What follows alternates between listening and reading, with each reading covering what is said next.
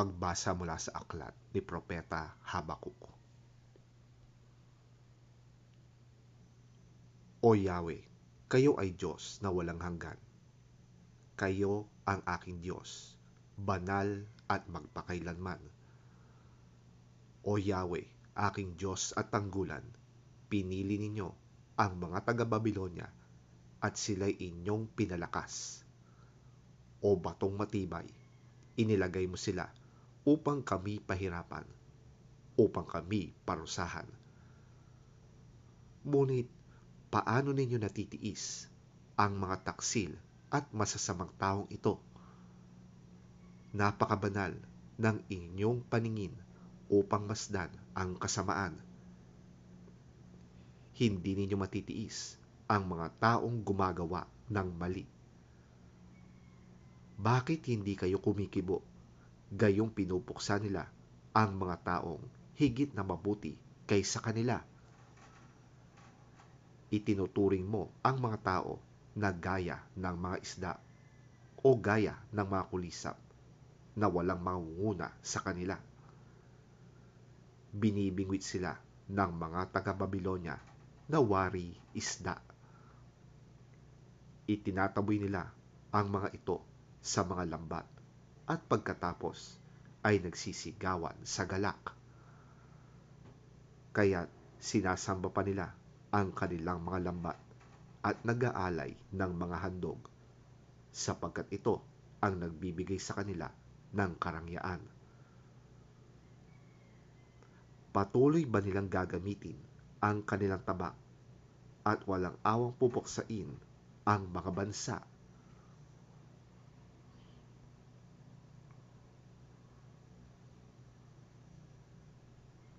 Aakyat ako sa bantayan at hihintayin ang sasabihin ni Yahweh sa akin at ang tugon niya sa aking daing. Ito ang tugon ni Yahweh. Isulat mo ng malinaw sa mga tapyas ng bato ang pangitaing ipahahayag ko sa iyo, upang sa isang sulyap ay mabasa agad at maipabatid ito. Isulat mo ito sapagkat hindi pa panahon upang ito ay maganap. Ngunit mabilis na lilipas ang panahon at mangyayari ang ipinakita ko sa iyo. Bagamat parang mabagal ito, hintayin mo. Tiyak na mangyayari at hindi maaantala ito.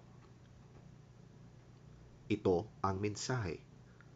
Ang hambog ay mabibigo sa kanyang pagmamataas, ngunit ang matuwid ay mabubuhay sa pamamagitan ng kanyang pananampalataya.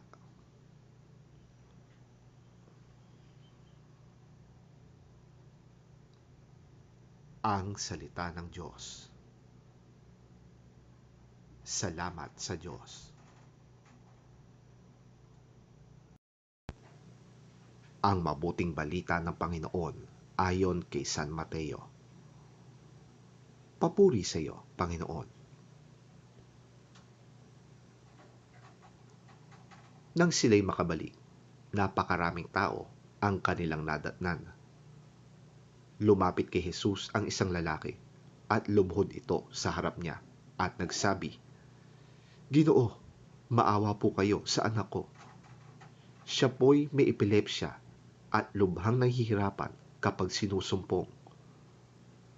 Madalas po siyang mabuwal sa apoy o kaya'y mahulog sa tubig. Dinala ko po siya sa inyong mga alagad, ngunit siya'y hindi nila mapagaling."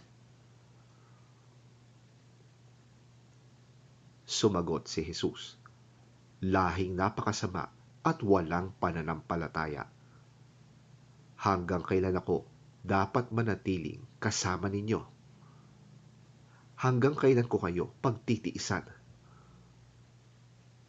Dalhin ninyo rito ang bata."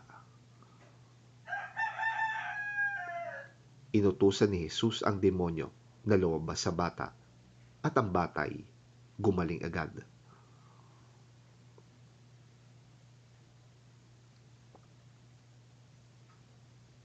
Pagkatapos, lumapit ang mga alagad at tinanong si Jesus nang wala na ang ibang nakakarinig. Bakit po namin hindi mapalayas ang demonyo? Sumagot siya, dahil sa maliit ang inyong pananampalataya.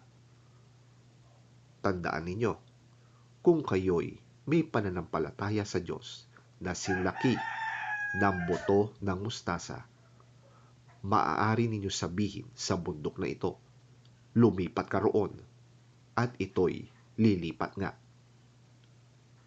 Tunay na walang bagay na hindi ninyo magagawa.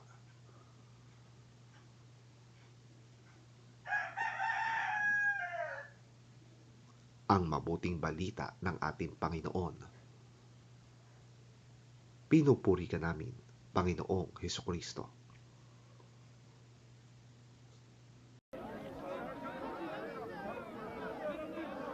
When they came to the crowd, a man approached Jesus and knelt before him. Lord, He said, have mercy on my son. He has seizures and is suffering greatly. He often falls into the fire or into the water.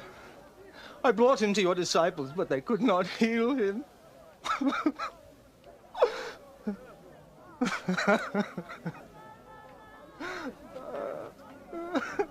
Unbelieving and perverse generation.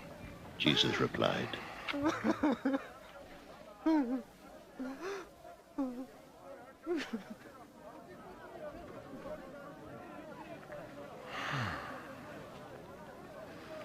How long shall I stay with you?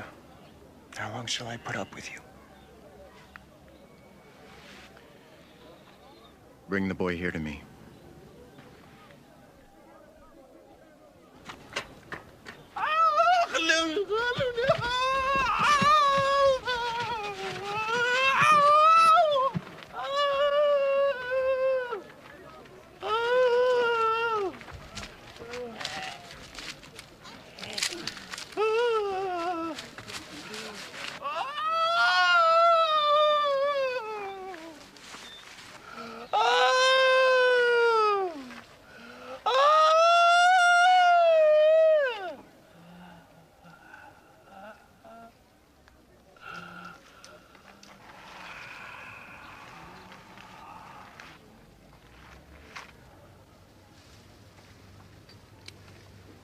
Jesus rebuked the demon, and it came out of the boy, and he was healed from that moment.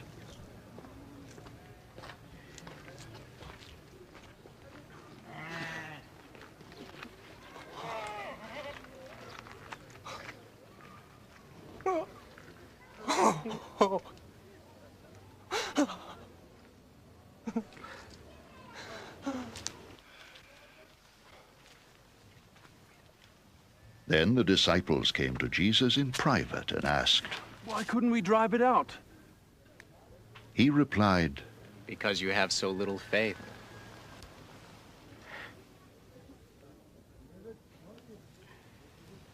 I tell you the truth. If you have faith as small as a mustard seed, you can say to this mountain, move from here to there, and it will move. Nothing will be impossible for you.